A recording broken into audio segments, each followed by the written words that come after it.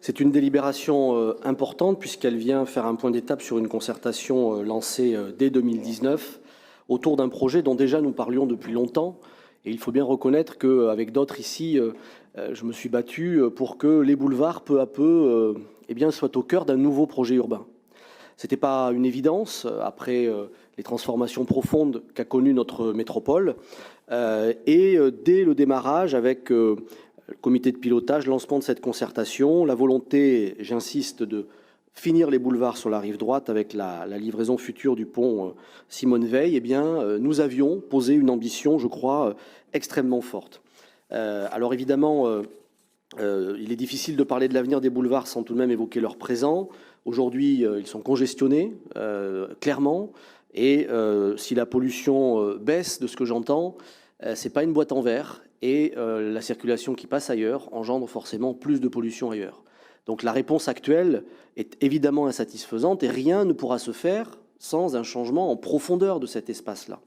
C'est un espace emblématique, 19 km, 80 000 habitants, 50 000 personnes qui y travaillent, mais c'est un espace qui n'est pas non plus sans difficulté, avec une partie très contrainte, avec de l'habitat existant, et c'est assez différent d'ailleurs de beaucoup de transformations qui ont été faites dans notre métropole. Ce que nous regrettons aujourd'hui, c'est, à ce jour en tout cas, le manque d'ambition à la fois affichée, exprimée et visible sur les travaux qui ont été entrepris. Je questionnais le maire de Bordeaux sur ce sujet et qui me confirmait bien que la section réalisée au niveau du cimetière de la Chartreuse était un aménagement provisoire démonstrateur. Bon, tout le monde a pu passer à cet endroit-là. Je ne vois pas quelle démonstration il y a. Il y a plus de sols désartificialisés, très bien. Les voies de circulation sont restées à peu près les mêmes. Il n'y a pas d'aménagement structurant. On pourrait même s'interroger sur le choix de ce segment qui, Madame la Vice-Présidente, n'est pas le plus vivant des boulevards quand même. On aurait peut-être pu se dire qu'on allait imaginer autre chose ailleurs. En tout cas, cet espace-là n'est pas symptomatique d'une ambition qui, pour nous, pour prendre une image, doit être égale à celle des quais. Nous devons avoir pour les boulevards de Bordeaux une image une ambition extrêmement forte parce que cela concerne plusieurs communes. Ce sont des boulevards que nous empruntons régulièrement. Ils sont aussi, je le répète, dans une difficulté actuelle qui est difficile à comprendre pour ceux qui y vivent.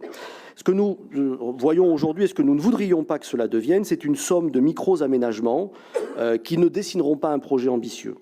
Je pense que nous avons besoin d'abord d'hommes de l'art, de femmes de l'art. Nous avons besoin d'architectes, nous avons besoin d'urbanistes. Et pour cela, aucun des grands projets ne s'est fait, je reprends l'image des quais avec Michel Courajou, sans une orchestration, une pensée urbaine qui, ici, je le répète, pourra concerner certes les boulevards, l'axe de circulation, mais les quartiers autour, les espaces publics qui pourraient être préemptés. Et ce périmètre de prise en considération, évidemment, est une bonne chose. Nous l'avions aussi évoqué dès 2019. Les commerces qui doivent être soutenus, les secteurs qui vont muter. Je citerai qu'une parcelle. Je ne pense pas qu'on puisse indéfiniment se satisfaire de ce grand parking de la cité administrative qui pourrait redevenir un espace public si nous arrivions à avoir un parking en silo. De même que nous avons des espaces au nord vers la Tulle ou au sud dans l'Atlantique qui vont muter.